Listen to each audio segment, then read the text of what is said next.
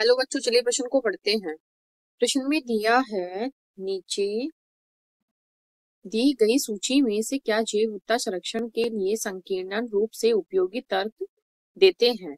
तो यहाँ कितने तर्क दिए हुए हैं। या पहला तर्क दिया है औद्योगिक उत्पाद जैसे डाई स्नेहक, दूसरा है परतंत्र उत्पाद जैसे प्रकाश संश्लेषण, तीसरा है मधुमक्खियों, पक्षियों और चमगादड़ों की परागकारी परत, चौथा है जलाने के लिए लकड़ी, फाइबर और निर्माण सामग्री, पांचवा है घने वनों के बीच से गुजरने का सौंदर्यमयी सुख, छठा है औषधीय महत्ता के उत्पाद, सातवां है संपूर्ण रूप से खिले बसंती फूलों को निहारना और आठवां है सभी जातियों के लिए हमारी नैतिक जिम्मेदारी है कि उनकी देखभाल अच्छे से करें।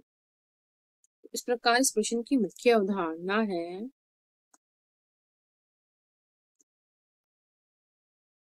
मुख्य अवधारणा जैव संरक्षण। तो जैव संरक्षण के अंतर्गत हम क्या बताते हैं। इसके अंतर्गत विलुप्ति के कगार पर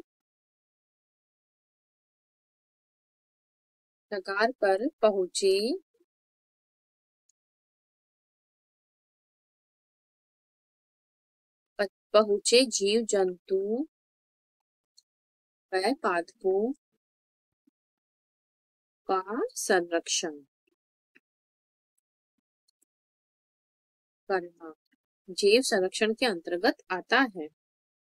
अब इसमें क्या दिया है, जो संकीर्ण रूप से उपयोगी तर्क देते हैं। तो जो संकीर्ण होता है इसमें क्या क्या आता है। संकीर्ण जैव विविधता संरक्षण, विविधता संरक्षण। तो इसमें क्या होता है, इसमें तर्कों में जीवों से प्रत्यक्ष लाभ शामिल होते हैं। तो इसमें है औद्योगिक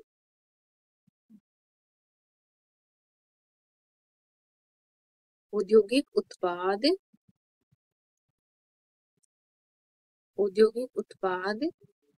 और ईंधन की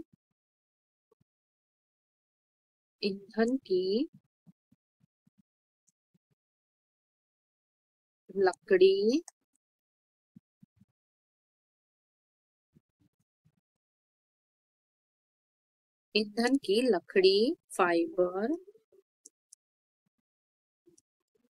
फाइबर निर्माण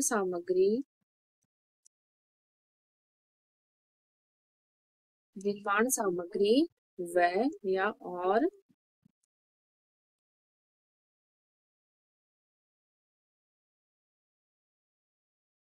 औषधीय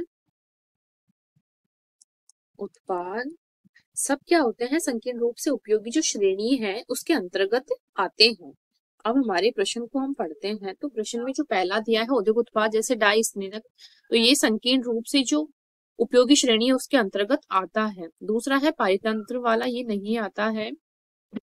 तीसरा है मधुमक्खियों, पक्षियों और चमगादड़ों का, ये भी नहीं आएगा। जलते हुए लकड़ी, फाइबर सामग्री, तो ये आएगा। घने जंगलों के बीच गुजरने का, ये भी नहीं आएगा। छठा है औषधीय महत्ता के उत्पाद, पे ये भी आएगा। तो और संपूर्ण रूप से खिले बसंती फूलों का, ये भी नहीं आएगा। सभी जातियों के लिए हमारी नैतिक जिम्मेदारी, तो ये भी नहीं आएगा। तो ये नैतिक श्रेणी में आता है। तो इस प्रकार हमारे पहला,